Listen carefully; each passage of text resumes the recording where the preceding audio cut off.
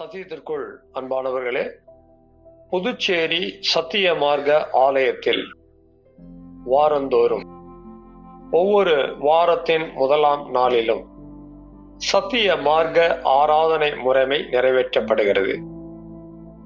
சத்திய மார்க்க ஆராதனை முறைமையில் நிறைவேற்றப்படுகிற 3 சத்தியங்கள் மிக முக்கியமானது. 1, சுத்திகரிப்பின் செய்தி. 2, ஆராய்ச்சியின் செய்தி.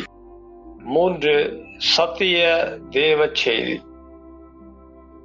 இந்த 3 செய்திகளையும் யூடியூப் வழியாக உங்களுக்கு வழங்க ஆவியானவரால் வழிநடத்தப்படுகிறோம். இன்றைக்கும் நீங்கள் கேட்கிற இந்த சத்திய செய்தியினை கவனமாக கேளுங்கள்.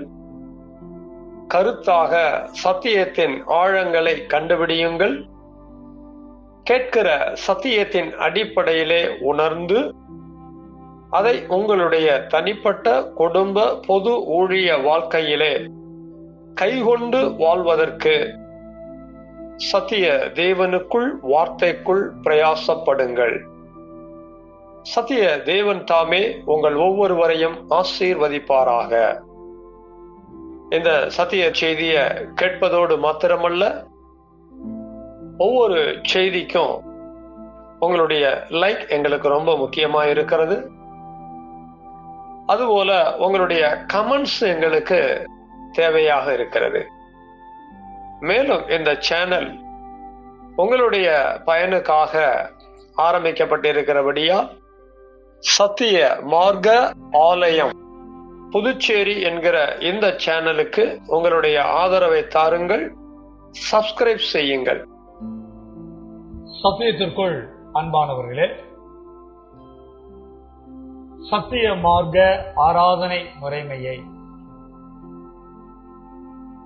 முதல் பகுதியாக இருக்கின்ற உட்பிரகாரத்தில் 2 சத்தியமும், பரிசுத்த ஸ்தலத்தில் 3 சத்தியமும், இதுவரைக்கும் முதல் 2 சத்தியத்தினாலே சுத்தம், தொடர்ந்து அடுத்த 3 சத்தியத்தினாலே பரிசுத்தம், இந்த 5 சத்தியத்தினாலே நாம் பரிசுத்தத்தை பெற்றிருக்கிறோம். இப்போதும் 3வது பகுதியிலே 2 சத்தியத்தை அனுசரித்து பரிசுத்தத்தின் மேல் மகா பரிசுத்தையும் நாம் பெற்றுக்கொள்ள இருக்கிறோம். 1, உடன்படிக்கை பெட்டிக்குள் தேவனுடைய வார்த்தை இருந்தது போல நம்முடைய இருதயங்களுக்குள் தேவனுடைய வார்த்தை எழுதப்பட சத்திய தேவ செய்தியை கேட்க இருக்கிறோம்.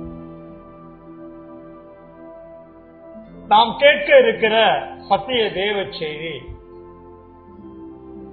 நம்முடைய இருதயங்களில் எழுதி வைக்கப்படுகிறதனுடைய நோக்கம் என்னவென்றால், புதிய உடன்படிக்கையின் ஜீவ வார்த்தை சத்தியம் நம்முடைய இருதயங்களிலே பதிக்கப்பட வேண்டும். தேவ ஜனமாகிய நம்முடைய இருதயங்களிலே அவருடைய வார்த்தை பதிக்கப்படும் பொழுது நாம் நம்முடைய வாழ்க்கையை சத்திய மார்க்கத்தாராக குற்றமற்ற வாழ்க்கையை ஜீவ வார்த்தையை கொண்டு நடத்த முடியும். ஆகவே சத்திய தேவ செய்தியின் மூலமா தேவன் நமக்கு என்ன பேச இருக்கிறாரோ அத கவனமா நல்ல கருத்தா இருதயத்துல பதிக்கப்படுகின்ற அளவிற்கு நம்ம எல்லாருமே சத்திய தேவ செய்திய கேட்கணும். இன்னொரு பக்கம் நாம கேட்கக்கூடிய சத்திய தேவ செய்தியில நம்மில் ஒவ்வொருவரும் மனம் திரும்ப வேண்டிய பகுதி என்னங்கிறத கண்டுபிடிக்கணும். அப்படி கண்டுபிடிச்சு கடைசியா நாம மனம் திரும்பி இனி நாம் வாழ வேண்டிய என்னுடைய வாழ்க்கை என்னவென்று சத்தியத்தின் அடிப்படையிலே அதை கண்டுபிடித்து நல்ல தீர்மானம் எடுத்து ஒப்பு கொடுக்க வேண்டும்.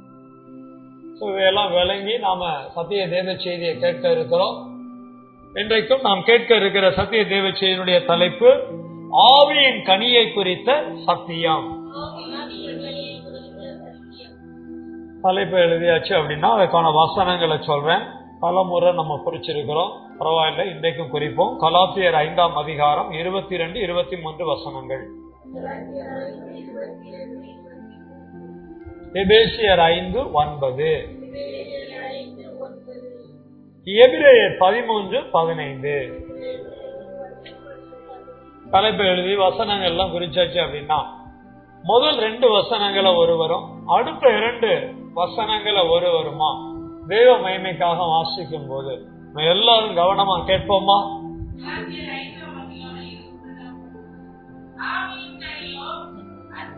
1, 2, 3, 4, 5, 6, 7, 8, 9.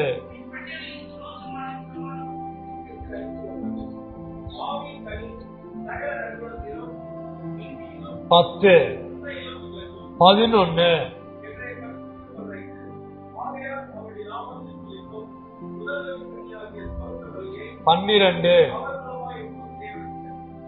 வாசிக்கப்பட்டதான 4 வசனங்களுக்குள் ஆவியின் கனியை குறித்த 12 சத்தியமாவது எழுதப்பட்டிருக்கிறது.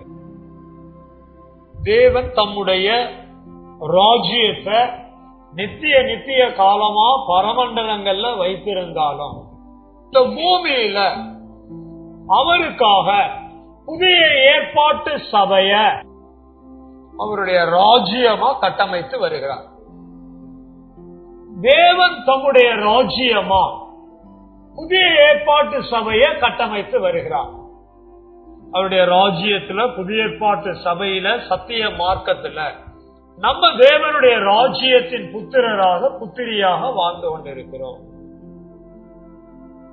தெய்வம் ராஜ்யத்தை 12 இலக்கத்தை கொண்டு அமைத்து நடத்தி வருகிறார். ஆகவேதான் இந்த புதிய ஏற்பாட்டு ராஜ்யத்தையும் ராஜ்யத்தின் பிள்ளைகளாகிய நம்மையும் 12 விதமான ஆவியின் கனியினால கட்டமைத்து அவருடைய ராஜ்யமா நம்மள வாழ வைக்கிறார். இதுல ஒவ்வொரு கனியுமே அந்த ராஜ்யத்தினுடைய மிக முக்கியமான பிரமாணமா இருக்குது. ஒவ்வொரு கனியையும் நம்ம சாதாரணமா பார்க்க கூடாது. இந்த கனியை நான் அடைந்தே தீர வேண்டும், இந்த கனியை எனக்குள்ள உருவாக்கி அதை வெளிப்படுத்தியே வாழ வேண்டும், இந்த குறிக்கோளோடு நாம் இந்த சத்தியத்தை எல்லாம் கேட்டுக்கொண்டு வருகிறோம். நாம் கேட்கிறவர்களாய் மாத்திரமல்ல, அதன்படி செய்கிறவர்களுமாய் இருக்க நாம் சத்தியத்தை கேட்கும் போதே உணர்கிறவர்களாக கேட்க வேண்டும். அன்புங்கிற கனியை கேட்க ஆரம்பிச்ச நம்ம வரிசையில நம்ம இதுவரைக்கும் ஸ்தோத்திரம் 10 கனியை முழுமையா கேட்டு முடிச்சிட்டோம். 11வது கனிய இருமுறை கேட்டு முடிச்சிருக்கிறோம். இன்றைக்கு 3வது முறையா இந்த 11வது கனியை நம்ம கேட்க இருக்கிறோம். ஆவியின் கனியில 11வது சத்தியம் உண்மை. 3 எழுத்துக்களை கொண்ட உண்மை என்கிற ஆவியின் கனியானது தேவனுடைய ஊழியன், தேவனுடைய மக்கள், இப்படி எல்லாரிடத்திலும் ஆவியில இருக்கணும், ஆத்மால இருக்கணும். அதே போல சரீரத்திலும் உண்டாயிருக்க வேண்டும். ஆகவே இன்றைக்கு நாம உபதலைப்பாக சரீரத்தில் உண்மை இந்த தலைப்பை எழுதி கொண்டு வசனங்களை குறித்து கொண்டு ஜெபித்து நாம சத்தியத்தை கேட்க இருக்கிறோம். இதற்கான வசனங்களை ஒவ்வொன்றாக சொல்ல இருக்கிறேன், கவனமா கேட்டு புரியுங்க. 1 கொரிந்தியர் 10:13, எபிரேயர் 3:2,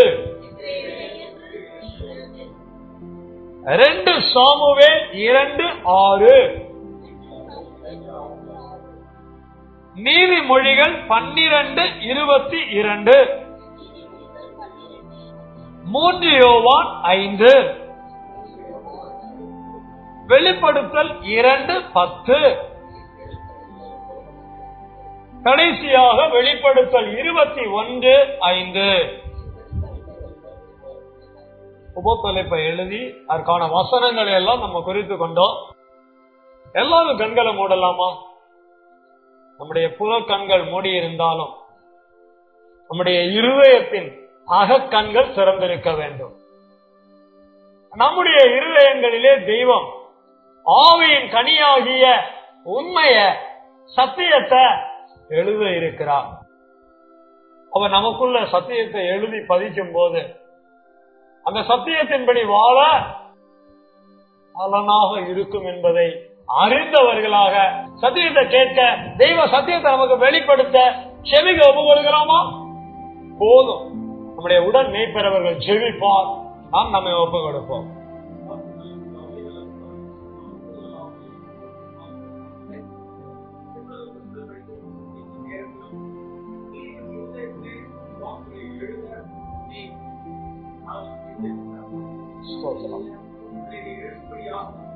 செபிக்கிறோம், துதிக்கிறோம், நன்றி செலுத்துகிறோம்.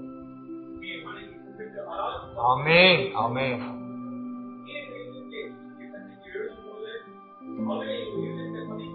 ஸ்தோத்திரம். ஹல்லேலூயா. உணர்த்து. ஸ்தோத்திரம். ஆமென். ஹல்லேலூயா.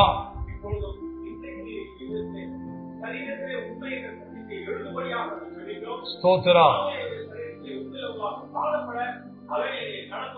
செபிக்கிறோம், நன்றி செலுத்துகிறோம்.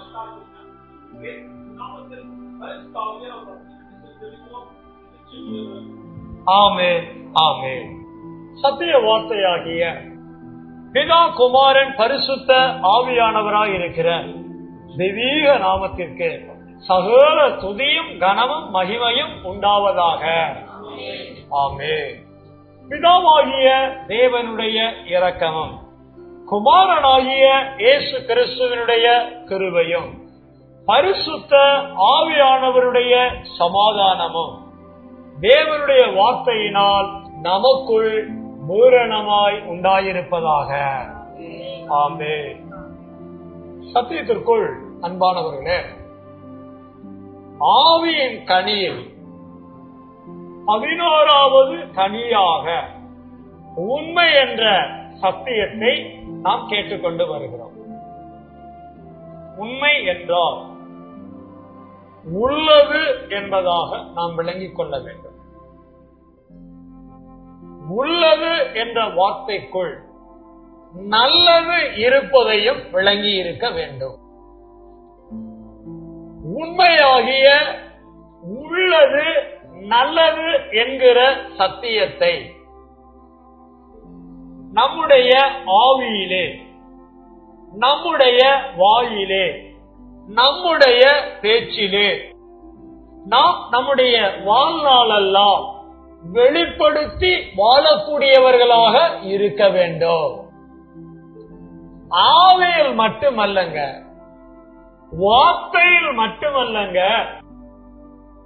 உண்மைய பேசினா மட்டும் போதாதுங்க. நம்முடைய தெய்வம் இருதயங்களை ஆராய்ந்து அறிகிறவர்.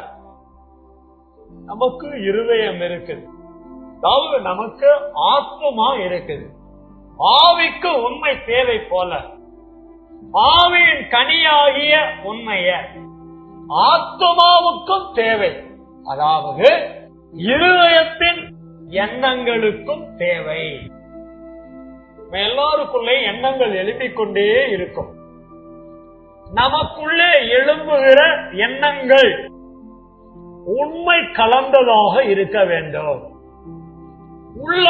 உள்ளபடி எண்ணுகிறவர்களாக வாழ்க்கையை நடத்த வேண்டும். உள்ளதை உள்ளபடி சிந்திக்கிற மனநிலையிலே நாம் காணப்பட வேண்டும். ஆலயத்துல தேவ காரியமா எந்த ஒரு காரியத்திற்கும் வருவதற்குரிய உண்மையான சிந்தனை இருக்கணும். ஆத்துமால தான் அந்த உண்மையை பிரிக்குது. தெய்வம் நம்ம ஆத்துமால உண்மை இருக்குதா, எண்ணத்துல உண்மை இருக்குதா பார்த்துக்கிட்டே இருப்பார். மனசுல 1000 எழும்பும். எழும்புவதிலே உள்ளது என்றால் உண்மையானது, உண்மையானது என்றால் நல்லது, நல்லது என்றால் நீதிக்குரியது. அது ஒன்றோடு தொடர்புடையது. அது போய்கிட்டே இருக்கும். நல்ல விஷயம் நம்ம மனசுல எழுப்பிக்கிட்டே இருக்கும். அதான் உண்மையான காரியம். சிந்தனையிலே உண்மை கொண்டு வர, ஆத்துமாவிலே உண்மை கொண்டு வர நமக்கு விழிப்புணர்வு கண்டிப்பா இருக்கணும். கொஞ்சமாவது யோசிக்கணும்.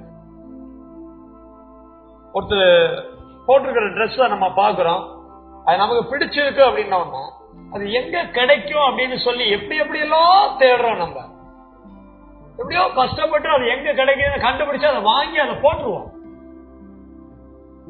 உண்மையை குறித்த சத்தியத்தை கேட்டிருக்கிறவங்க, அது என்னுடைய ஆவிக்கும் ஆத்மாக்கும் தேவைன்னு வேதம் சொல்லுது, அது என்னுடைய வார்த்தையில எப்படியாவது கொண்டு வரணும், என் இருதயத்துல எண்ணத்துல எப்படியாவது கொண்டு வரணும்னு சொல்லி அதுக்குன்னு ஏதாவது ஒரு முயற்சியை நம்முடைய வாழ்க்கையில எடுக்கிறோமா?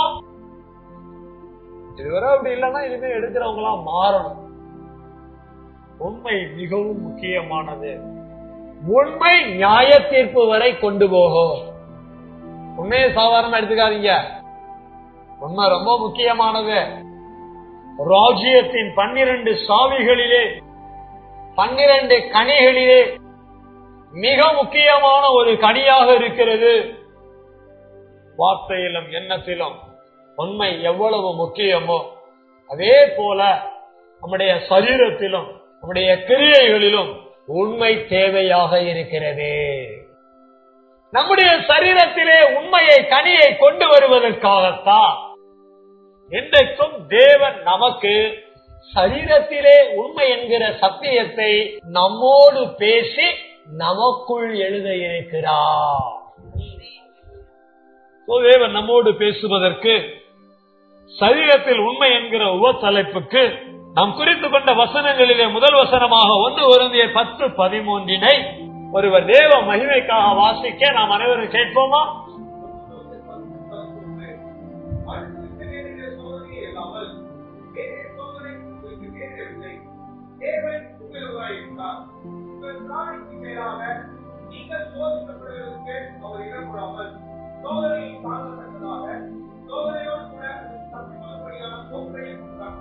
ஆமென். இந்த வசனத்துல தேவன் எப்படிப்பட்டவராக இருக்கிறாரு? உண்மையுள்ளவராக இருக்கிறார். ஒவ்வொரு முறையுமே தேவன் உண்மை உள்ளவர், தேவன் உண்மை உள்ளவர் அப்படிங்கறத பார்த்துக்கிட்டே வர்றோம். அழைத்த தேவன் உண்மை உள்ளவர். 1000 தலைமுறைக்கு இரக்கங்களை உடன்படிக்கைகளை காக்கிற தேவன் உண்மையுள்ளவர். ஆவியில உண்மை, ஆத்துமால உண்மை யாரிடத்துல? பிதாவாகிய தேவனிடத்துல. அதே போல புதிய ஏற்பாட்டு சபைக்கு தேவன் உண்மையுள்ள கிரியைகளை நடப்பிக்கிறவராக இருக்கிறார். எதுல அந்த உண்மையை கொண்டு வந்து இந்த வசனம் கனெக்ட் பண்ணது அப்படின்னா சோதனை. என்னங்க? நம்முடைய சரீரத்திலே தெய்வம் உண்மையை கொண்டு வருவதற்கு சோதனையை அனுமதிக்கிறார். சோதனை இல்லாம, சோதனை வராம நாம உண்மை உள்ளவங்களா இல்லையான்னு நம்மளை என்ன பண்ண முடியாது, கண்டுபிடிக்க முடியாது. வேதத்துல தேவ பக்தர்களுக்கு, தேவ மனுஷர்களுக்கு எத்தனையோ பேருக்கு சோதனை அனுபவிச்சிருக்கிறாரு. ஆதாம்ல துவங்கினார் இந்த வேலைய. ஆதாமில் துவங்கிய தேவன் உண்மையுள்ளவர். ஆபிரகாமில் இதை செய்த தேவன் உண்மையுள்ளவர். யாக்கோபினுடைய வாழ்க்கையில் செய்த என் தேவன் உண்மையுள்ளவர். இயேசுவின் வாழ்க்கையிலும் செய்த என் தேவன் உண்மையுள்ளவர். நீங்க பாருங்க, ஒரு ஊர்ல புதுசா ரயில்வே பணி எல்லாம் வேலையெல்லாம் முடிஞ்சிருச்சு அப்படின்னா டிராக் எல்லாம் போட்டுருவாங்க. அந்த ரயில் பாதையெல்லாம் என்ன பண்ணிடுவாங்க, கட்டமைச்சிருவாங்க. இப்ப அந்த ரயில்வே ஸ்டேஷன் ஓபன் பண்ணணும். இன்னொரு ஸ்டேஷன்ல இருந்து அந்த ஸ்டேஷனுக்கு ட்ரெயின் வரணும். வெள்ளோட்டம்னு சொல்லுவாங்க. என்ன ஓட்டம்? வெள்ளோட்டம். ஆமா, ரெகுலரா அந்த டிராக்ல ட்ரெயினை பயணிக்க வைக்கணும் அப்படின்னா சோதனை ஓட்டம் பண்ணி பார்ப்பாங்க. அதுக்குன்னு ஒரு ரயிலை உபயோகப்படுத்தி பார்ப்பாங்க. ஏன் எடுத்த உடனே ட்ரெயினை விட்டா என்ன? கவுந்துச்சுன்னா யாரு பதில் சொல்றது? ட்ரெயின் கவுந்துச்சுன்னா அதுல என்ன, ஒரு உயிர் 2 உயிரா? எத்தனை உயிர் இருக்குது? ஆயிரக்கணக்கான உயிர் சேதம் ஆயிருமா இல்லையா? ஜீவனுக்கு மதிப்பு இருக்கா இல்லையா? உயிருக்கு மதிப்பு இருக்குதா இல்லையா? உயிர்கள் பாதுகாக்கப்பட என்ன ஓட்டம் முக்கியமா இருந்துச்சு? சோதனைங்கிற வெள்ளோட்டம் முக்கியமா இருந்துச்சு. நீங்களும் நானும் புதிய ஏற்பாட்டு சபையா கட்டமைக்கப்பட்டு வர்றோமா இல்லையா? உங்களுக்கு எனக்கு சோதனை வேணுமா இல்லையா? நம்ம வாழ்க்கையில சோதனை வரணும். சோதனை நமக்கு வேணும். சோதனை நமக்கு வேணும். ஆனா யாரும் சோதனை வேணும்னா என்ன பண்ண மாட்டாங்க? இருக்கிற சோதனையே போதுங்க. இதுக்கு மேல சோதனை வேற நமக்கு வேணுமா? நம்ம கிட்ட உண்மை வர்றது வர அவர் எதை அனுபவிச்சுட்டே இருப்பாரு? ஆபிரகாம கத்திய கையில எடுக்கிற வர சோதனை இருந்துச்சு. பிள்ளைய கூப்பிடும் போது சோதனை இருந்துச்சு.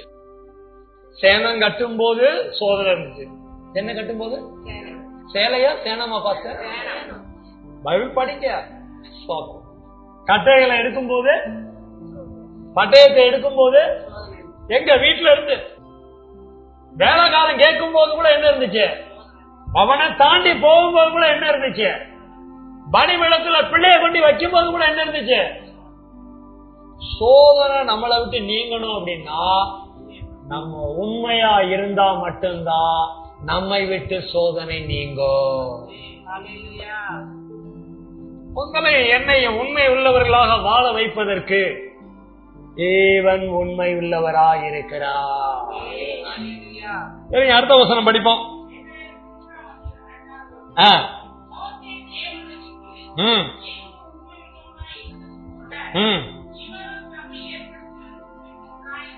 ஒரே வசனம், 2 விதமான கேரக்டர்.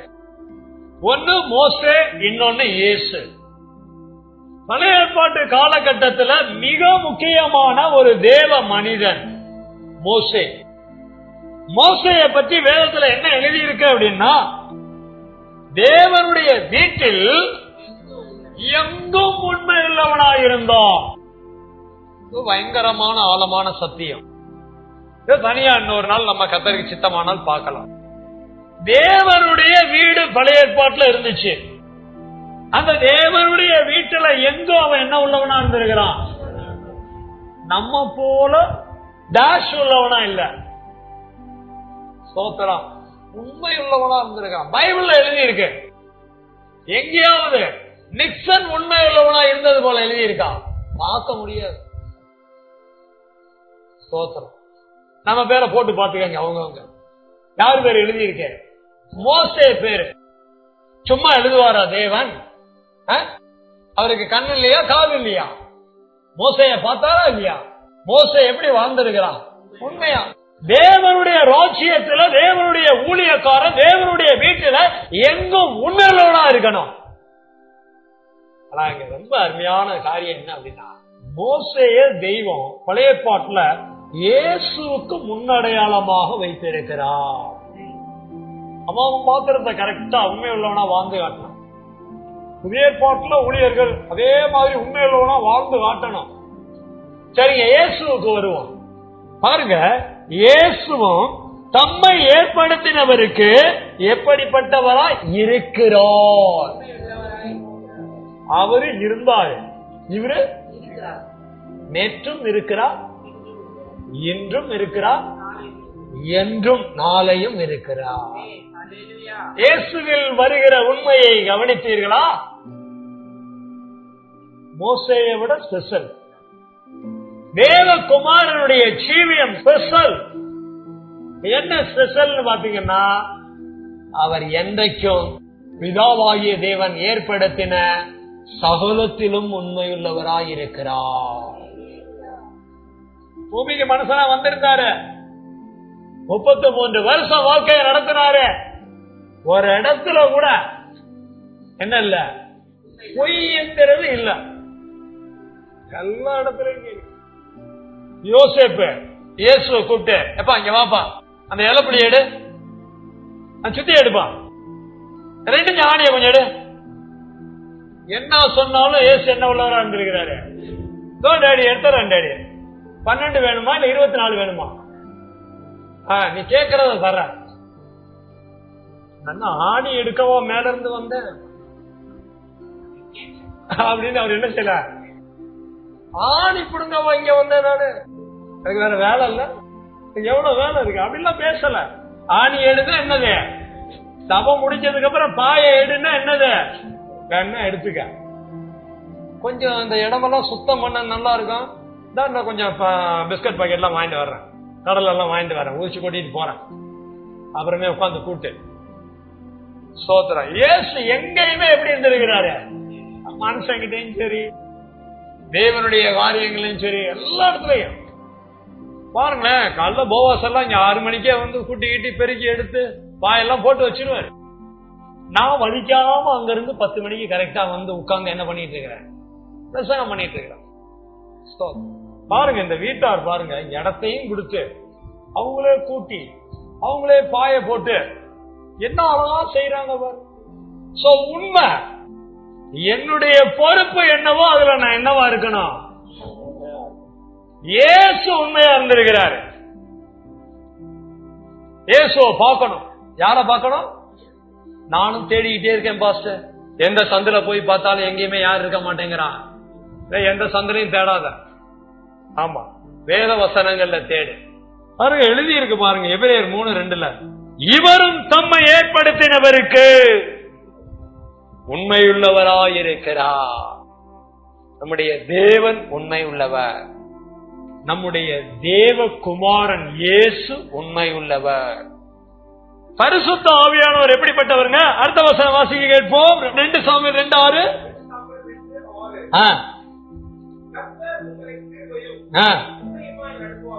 போதுங்க. கர்த்தர் உங்களை எப்படி நடத்துவாரா? சத்தியத்தை கவனமா கேட்கணும்.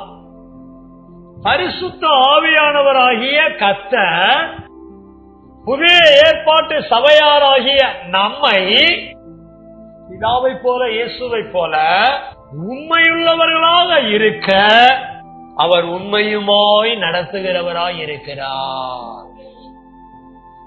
இவ்வளவு சாட்சி இருக்கும் போது புதிய ஏற்பாட்டு சபையை தம்முடைய ராஜ்யமா கட்டமைக்கிற தெய்வம் பிதா குமாரன் பரிசுத்த ஆவியானவர் உண்மையுள்ள தெய்வமா இருக்கும் போது இந்த கனி நமக்கு வேணுமா வேண்டாமா? இந்த கனி நம்ம இடத்துல வெளிப்படணுமா இல்லையா? உண்மையுமாய் நாம் நம்முடைய சரீரத்திலே கிரியை நடப்பிக்கிறவர்களாய் நம்முடைய வாழ்க்கையை நடத்த வேண்டுமே. அடுத்த வசனம்.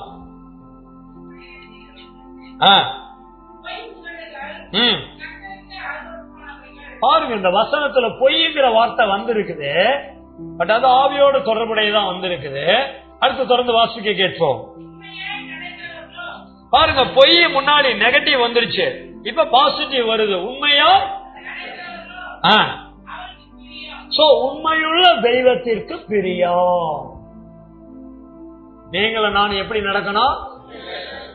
விஜய் மாதிரி நடக்கணும், அஜித் மாதிரி நடக்கணும். அப்படி இல்ல, நீ எப்படி வேணா உடம்ப வச்சுக்க, நீ எப்படி வேணா நடந்துக்க, அது உன்னோட தனிப்பட்ட விருப்பம். ஆனா தேவனுடைய ராஜ்யத்துல உன் வாழ்க்கை இருக்கணும் அப்படின்னா, தேவனுடைய ராஜ்யத்தின் புத்திரரா உன்னுடைய வாழ்க்கை நடத்தப்பட வேண்டுமானால் பிதா குமாரன் பரிசுத்த ஆவியானவராகிய உண்மையுள்ள தெய்வம் நீ உண்மையாக நடக்க உன் சரீரத்திலே விரும்புகிறார்.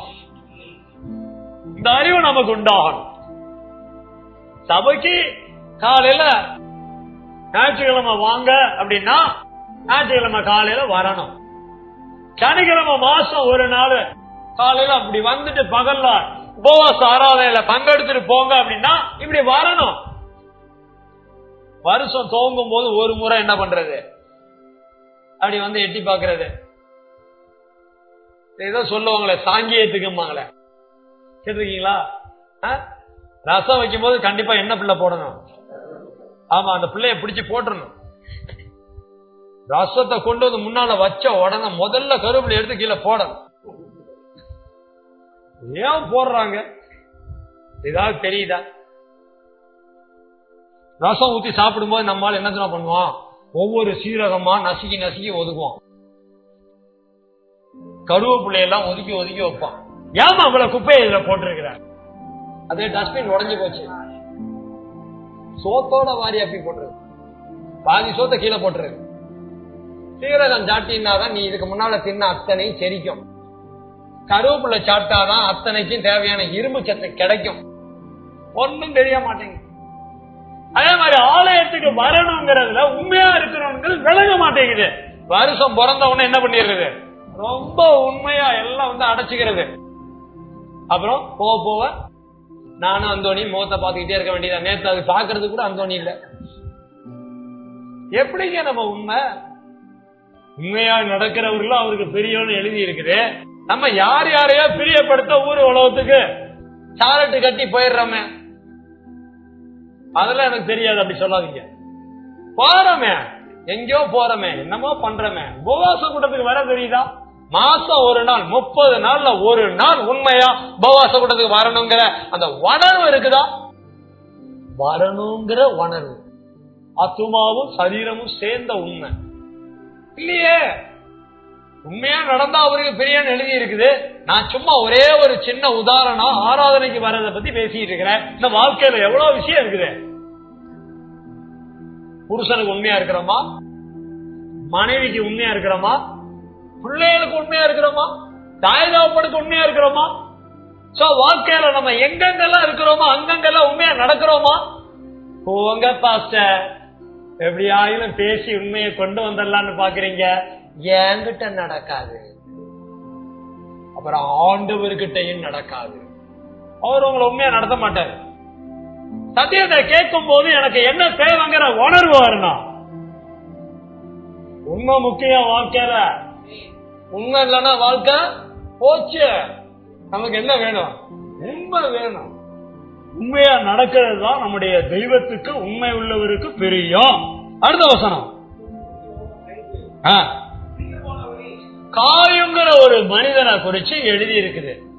யோவான் அந்த நிருபத்தை எழுதும் போது காயுவை பத்தி எப்படி எழுதுறாருன்னா, பாருங்க, மேல பெரிய வாசிச்சோம் பாத்தீங்களா, இங்க என்ன வார்த்தை வருது? எவ்வளவு கரெக்டா ஆவியானவர் எழுதுறாரு பாருங்க.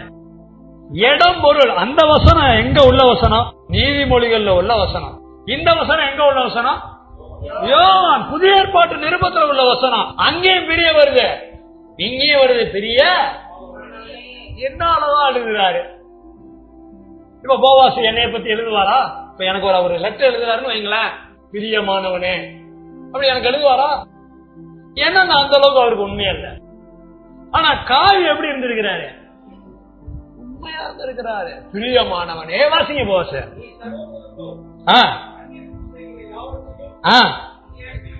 பாருங்க, சபையில இருக்கக்கூடிய சகோதரருக்கும் சரி, சபைக்கு வெளியே இருக்கக்கூடிய அந்நியருக்கும் சரி, எப்படி செய்கிறாயா? ஆமாங்க, எதை செஞ்சாலும் உண்மையாங்க. 10 ரூபா வாங்கினா 11 ரூபாய கொடுத்துறாரு. ஆமா,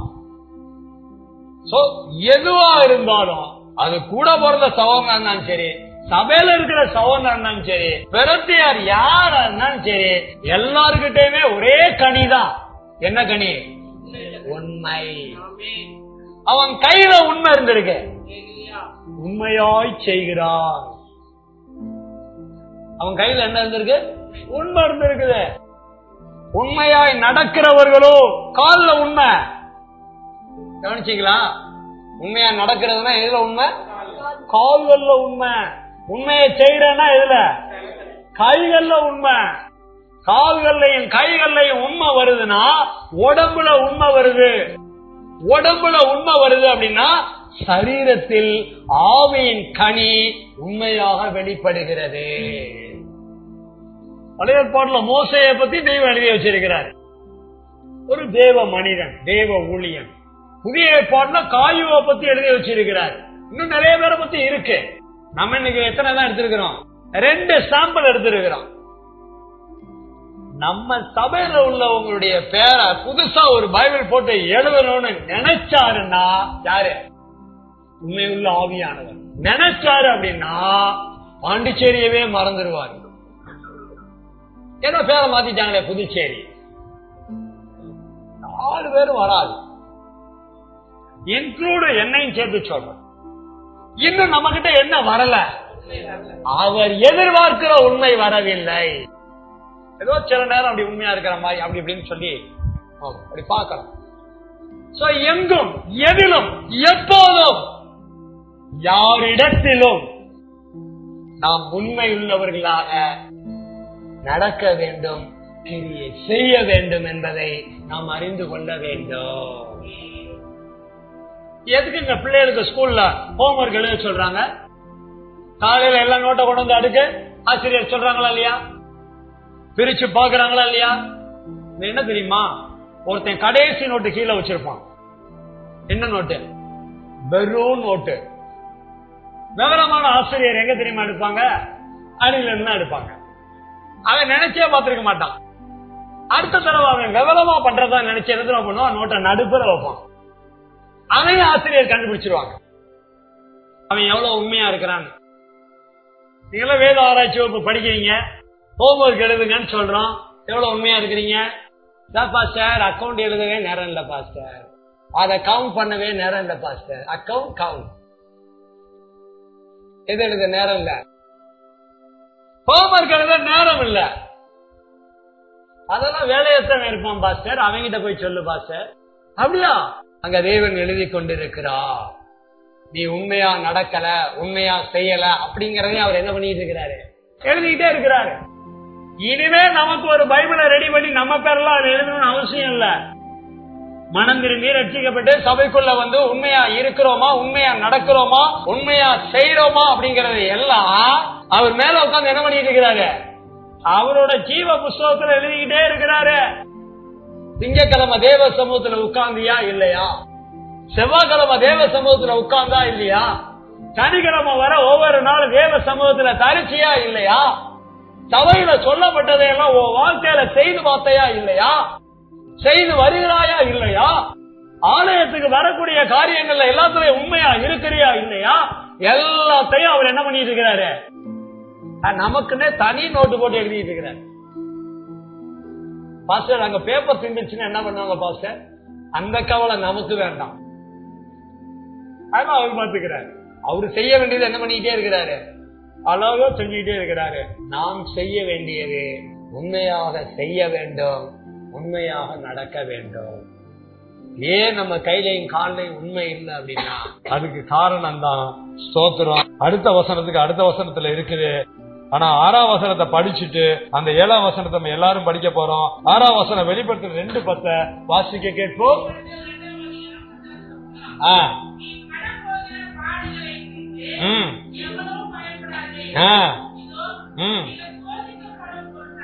என்ன வார்த்தை வருது பாருங்க. முதல் வசனத்துல சோதனை வந்துச்சா இல்லையா? இங்க பாருங்க 6வது வாசிக்கக்கூடிய வசனத்திலயும் சோதனை வருதா இல்லையா? சபைக்கு எந்த காலத்துல என்ன இருக்கு? ஆமா, உங்களுக்கு உண்மை வேணும்னா ஆண்டவர்கிட்ட நீங்களே ஜெபம் பண்ணுங்க. எனக்கு சோதனையை தாரும் ஆண்டவரே, தைரியமா ஜெபம் பண்ணுங்க, ஒன்றும் பிரச்சனையே இல்லை. நீங்க நானு உண்மை உள்ளவங்களா இருக்கணும்னா சோதனை வரும்போதுதான் தெரிய வரும். பாருங்களேன், மீன் எல்லாம் கொண்டு வந்து ஒரு பாத்திரத்துல எடுத்து நடு வீட்டுல வச்சுட்டு பூனையை கொண்டு வந்து அது பக்கத்துல உட்கார வச்சுட்டு நீங்க உள்ள போயிட்டு ஒரு 1/2 மணி நேரம் கழிச்சு வந்தீங்கன்னா என்ன நடக்கும்? பாத்திரம் பத்திரமா இருக்கும், ஆனா எது இருக்காது? மீன் இருக்காது. அந்த மாதிரி தாங்க. இதே அந்த பாத்திரத்துக்கு பக்கத்துல ஆளு இருந்தா அந்த மீன் பூனை தொடுமா? என்ன விடும்? சவுண்ட் மட்டும் விடும், ஆனா என்ன செய்யாது? மீனை தொடாது. ரொம்ப உண்மையா இருக்கா? ரொம்ப உண்மையா இருக்கான்னு கேக்குறேன். அதெல்லாம் கிடையாது. ஆளுக்கு பயந்துகிட்டு அமைதியா இருக்கும். ஒரு 5 நிமிஷம் இப்படி திரும்பி இப்படி ஒரே மாதிரி பாத்துக்கிட்டே இருந்தேன்னா அங்க மீன் என்ன பண்ணிட்டு போயிடும்? 2 தூக்கிட்டு ஓடிடும். நமக்கே கணக்கு தெரியாத அளவுக்கு போயிடும் அது. அந்த மாதிரிதான் ஆளு கொஞ்சம் அசந்தா நம்ம என்ன பண்ணிடுவோம்? எப்படி வேணா நடந்துருவோம்.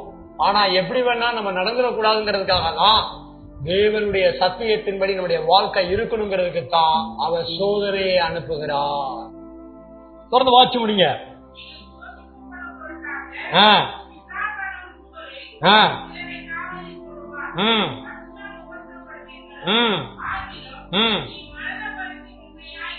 எப்ப வர உண்மையா இருக்கணும்? ஞாயிற்றுக்கிழமை சபைக்கு வரும்போது ஒரு 3 மணி நேரம் உண்மையா இருந்தா எழுதி இருக்கு.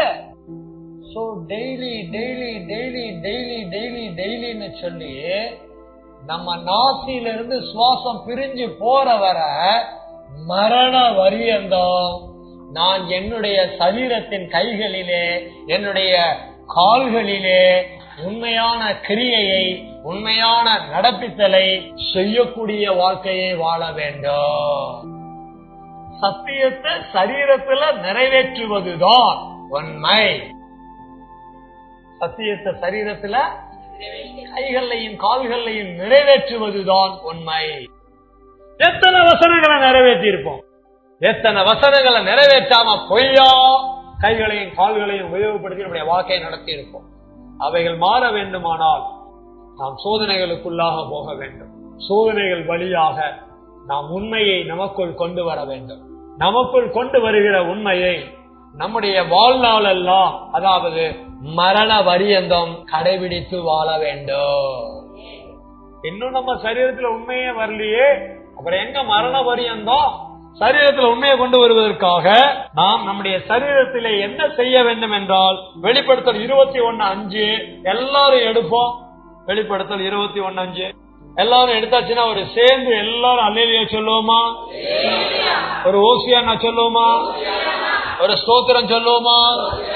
வெளிப்படுத்தல் 21:5 சிங்காசனத்தின் மேல் வீற்றிருந்தவர் இதோ நான் சகலத்தையும் புதிதாக்குகிறேன் என்றார். பின்னும் அவர் இந்த வசனங்கள் சத்தியமும் உண்மையும் ஆனவைகள், இவைகளை எழுது என்றார். வெளிப்படுத்தின விசேஷத்துல வரக்கூடிய விசேஷித்தமான வசனம். இது காலகட்டங்களோடு தொடர்புடையதா இருந்தாலும் இத கவனிங்க, எழுதுன்னு ஒரு வார்த்தை இருக்கா இல்லையா? பாருங்க, எழுது அது என்னது? கரத்தின் கிரியை. எதை பற்றி எழுதணும்? உண்மையுள்ள வசனங்களை குறிச்சு. சத்தியம் இன்னொரு பாட்டு. நம்ம உண்மையை பார்த்துக்கிட்டு இருக்கிறோம். வசனங்கள் உண்மையுமானவை, அப்படி இருக்கா இல்லையா? அப்படியானால் நம்முடைய சரீரத்திலே உண்மையமான வசனங்கள் ரத்தத்திலே கலக்க வேண்டுமானால் அனுதின வாழ்க்கையிலே வேத வசனங்களை எடுத்து வைத்து தேடி ஆராய்ந்து கண்டுபிடித்து நோட்டிலே எழுதுகிற பழக்கம் வேண்டும். நோட்ல என்ன செய்யற பழக்கம் வேணும்? எழுதணும். நேற்றுக்கு கூட ஊழியக்காரங்க மீட்டிங் நடந்துச்சு. உபவாச கூட்டம் முடிஞ்சதுக்கு அப்புறம் ஊழியக்காரங்க எல்லாம் பாருங்க, நோட் எடுத்து அழகா எழுதுறாங்க, மணி மணியா போட்டி போட்டு எழுதுறாங்க. எவ்வளவு உண்மை! நீங்களும் இருக்கிறீங்களே விசுவாசிகள், ஏதாவது சொன்னா எழுதுறீங்களா? எழுத மாட்டேங்கிறீங்க. அவங்கள ஜெயிச்சு காட்டுங்க. டெய்லி லைஃப்ல எழுதுங்க.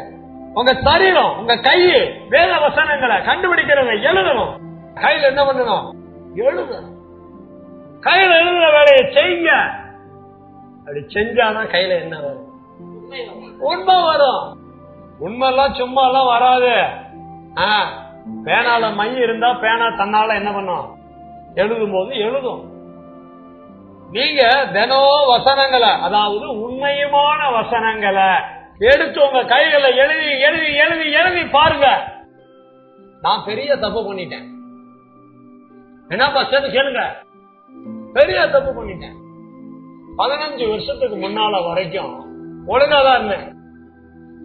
ஆமா, எதா இருந்தாலும் பைபிள் நோட்டு பேனாதான். எப்ப பார்த்தாலும் எடுப்பேன் எழுதுவேன். ஆனா இந்த 15 வருஷமா கம்ப்யூட்டர் யூஸ் பண்ண ஆரம்பிச்சதுக்கு அப்புறம் இப்ப என்னால தமிழ் எழுதவே முடியல. தமிழ் எழுதுனா கோழி கிறுக்குனா கூட அழகா இருக்கும். அவ்வளவு மோசமா போயிடுச்சு. எழுத்தே மாறி போச்சு. ஒரு பக்கம் கீபோர்டு டைப் பண்றேன், பட் இருந்தாலும் எழுதுற மாதிரி எல்லாம் என்ன செய்யாது, வரவே வராது. எழுதாதது எவ்வளவு குறைவுங்கிறத என் வாழ்க்கையில நான் பல நேரம் யோசிச்சிருக்கேன். ஆனா வேற வழியில நான் என்ன பண்ணி ஆகணும், டைப் பண்ணி ஆகணும். நானும் காலையில இருந்து எந்திரிச்சையில இருந்தே இதுலதான் உட்கார்றேன், கம்ப்யூட்டர்ல தான் உட்கார்றேன். மெசேஜ டைப் பண்றேன், சப்ஜெக்ட ரெடி பண்றேன், ஆடியோ மெசேஜ் எடிட் பண்றேன், எல்லாத்தையும் டைம் போயிட்டே இருக்குது. சோ என்னதான் இருந்தாலும் எல்லாம் ஊழியத்துல ஒரு பங்கா இன்னைக்கு காலகட்டத்துக்கு தேவையா இருந்தாலும் எழுதுறத நான் மிஸ் பண்றேங்கிறது எனக்கே தெரியுது. இப்ப நீங்க எல்லாம் வீடுகள்ல எழுதாம இருந்தீங்கன்னா உங்க சரீரத்துல எது வருவது கடினம். டெய்லி என்ன பண்ணுங்க, ஒரு 5-10 நிமிஷமாவது அந்தந்த வாரம் கொடுக்கிற ஆராய்ச்சிகளை கண்டுபிடிச்சு உண்மையான வசனங்களை எழுதக்கூடியவர்களா மாறுங்க.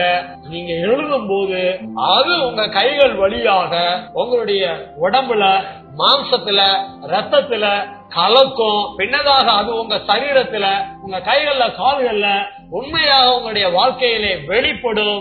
சரீரத்திலே உண்மை உண்டாகும். தேவனுடைய நாம மகிமைக்காக நாம இத்தனை நேரம் கேட்ட சத்தியத்தை நம்முடைய வாழ்க்கையில, நம்முடைய சரீரத்துல கொண்டு வர நாம் பிரயாசப்பட, இன்னைக்கு நாம கேட்ட சத்தியத்தின் அடிப்படையில மனம் திரும்ப வேண்டிய காரியம் என்னதுன்னு கண்டுபிடிச்சு நம்ம மனம் திரும்பி ஜெபிக்க ஒப்பு கொடுக்க, எல்லாரும் தேவ சமூகத்துல எழுந்து நிக்கலாமா? எல்லாரும் எழும்புவோம், எல்லாரும் எழும்புவோம். உங்க பைபிள், உங்க பேகு, உங்களுடைய வாட்டர் கேனு, உங்களுடைய ஸ்நாக்ஸ் எல்லாம் அப்படியே வைங்க, யாரும் எடுக்க மாட்டாங்க. அமைதியா எழும்பி நில்லுங்க. கேட்ட சத்தியத்தின் அடிப்படையில நாமும் மனம் திரும்பணும். மனம் திரும்புறதுக்கு எழும்பி நில்லுங்க. சத்தியத்தை கேட்கறது பெருசு இல்ல, கேட்ட சத்தியத்தை நம்முடைய வாழ்க்கையில கொண்டு வருவதற்கு நாம் மனம் திரும்ப வேண்டிய காரியம் என்ன? பாத்திரத்தை கழுவாம பாலை ஊத்த முடியாது. ஒருவேளை பாத்திரத்தை கழுவாம நான் பாலை ஊத்திட்டேன் அப்படின்னா, மனம் திரும்பாம ஒப்பு கொடுத்துட்டேன் அப்படின்னா மாற்றங்கள் வராது. பாத்திரத்தை கழுவாம பாலை ஊத்திட்டேன் அப்படின்னா ஊத்தின பாலும் கெட்டு போயிடும். இவ்வளவு நேரம் கேட்ட சத்தியத்தை நம்முடைய வாழ்க்கையில செயல்படுத்த முடியாம போகுது அப்படின்னா, நான் இங்க உணர வேண்டிய காரியத்தை உணர்ந்து மனம் திரும்ப வேண்டிய காரியத்தை நான் செய்யாம விட்டுறதுதான். ஆவியின் கனி புதிய ஏற்பாட்டு சபைக்கு, சத்திய மார்க்க சபைக்கு எத்தனை முக்கியம். நீங்களும் நானும் மாம்சத்துல நடக்கிறவர்களா வாழக்கூடாதுன்னு வேதம் சொல்லுதே, ஆவியின்படி வாழக்கூடியவர்களா மாறணும்னு வேதம் சொல்லுதே. ஆவியின்படி வாழணும் அப்படின்னா ஆவியின் கனிகளை உடையவர்களாக நாம் நம்முடைய வாழ்க்கையை நடத்த வேண்டும். ஆவியின் கனியில் ஒன்றுதான், 11வது கனிதான் உண்மை. இந்த உண்மைய ஆவியில, வார்த்தைகள்ல, ஆத்துமான எண்ணங்கள்ல, சரீரத்துல, கைகள்ல, கால்கள்ல, மொத்தத்துல கிரியைகள்ல நம்ம கொண்டு வரணுமே. இப்படியெல்லாம் நம்முடைய சரீரத்துல உண்மையை கொண்டு வருவதற்கு எதிர்பார்க்கிற, நாம் ஆராதிக்கிற, நாம் அறிந்து ஆராதிக்கிற நம்முடைய தேவனாகிய பிதா உண்மை உள்ளவரா இருக்கிறார். நம்முடைய இயேசு உண்மை உள்ளவரா இருக்கிறார். நம்முடைய பரிசுத்த ஆவியானவர் உண்மை உள்ளவரா இருக்கிறார். நம்முடைய தெய்வத்தை மனக்கண்கள்ல கொண்டு வந்து அவரை போல நானும் உண்மையா இருக்கணும்னு சொல்லி உணர்வுக்குள்ள வர்றோமா? என் தெய்வமே உண்மை உள்ளவரா இருக்கிறார, நான் இருக்க கூடாதா என்ன? என் தெய்வம் பழைய ஏற்பாட்டுல ஏற்படுத்தின மிக விசேஷமான ஊழியக்காரன் மோசே தேவனுடைய வீட்டுல எங்க உண்மை உள்ளவரா இருந்திருக்கிறானே, இயேசு அதிலும் மேற்பட்டவராக தம்மை ஏற்படுத்தின பிதாவுக்கு உண்மை உள்ளவராய் முக்காலங்களிலும் இருக்கிறாரே. ஏன் காலங்கள்ல, என்னுடைய வாழ்நாள்ல நான் சரீரத்துல உண்மை உள்ளவனா இருக்கக்கூடாது? நான் உண்மை உள்ளவனா இருக்கணுங்கிறது என் தேவனுக்கு பிரியமா இருக்குன்னு வேதத்துல எழுதி இருக்கிறது.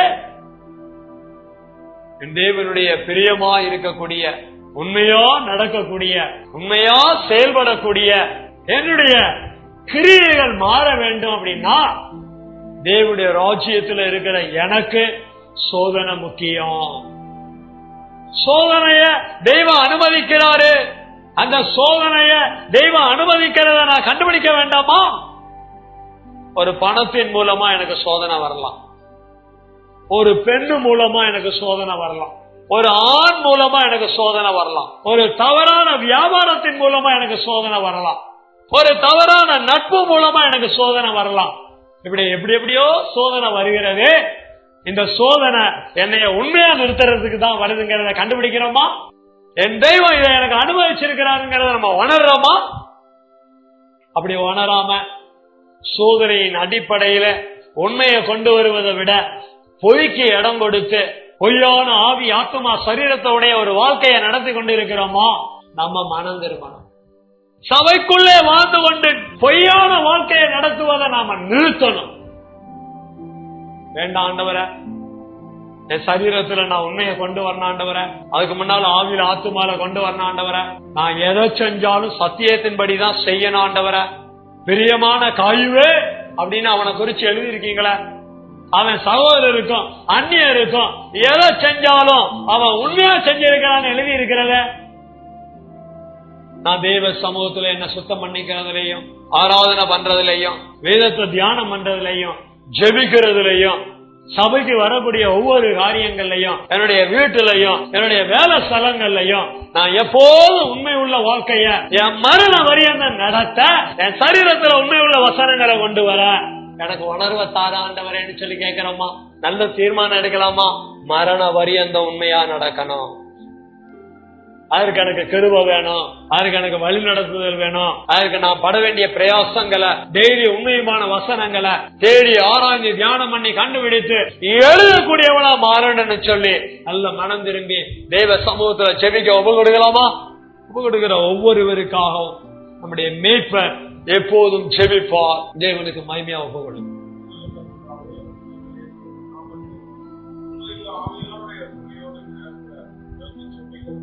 ஆமென்.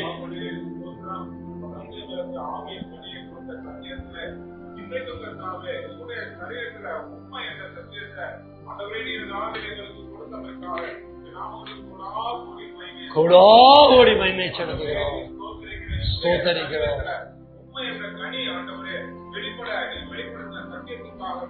கொடாகோடி நன்றி செலுத்துகிறோம். ஆமென்,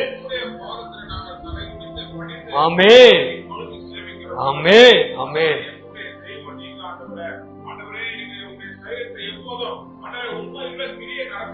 ஸ்தோத்திர ஸ்தோத்திர.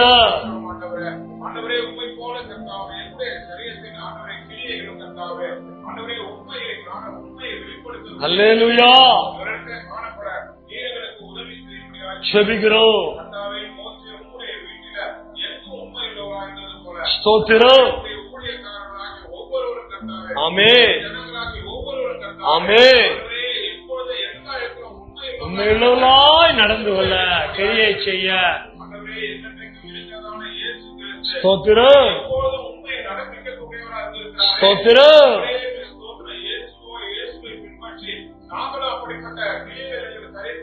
அல்லேலூயா.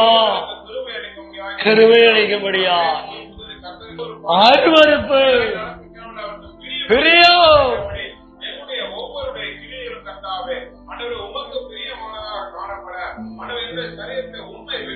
ஸ்தோத்திரம்.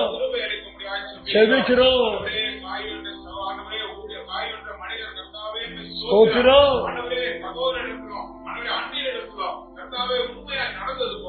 ஆமாண்டவரே ஸ்தோத்திரம், ஸ்தோத்திரம், ஸ்தோத்திரம். ஆமென். செபிக்கிறோம்.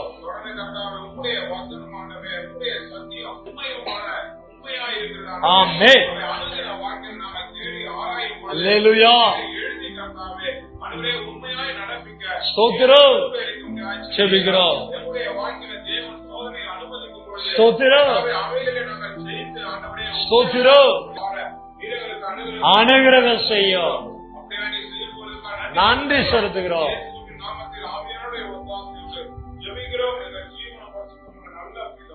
ஆமென், ஆமென்.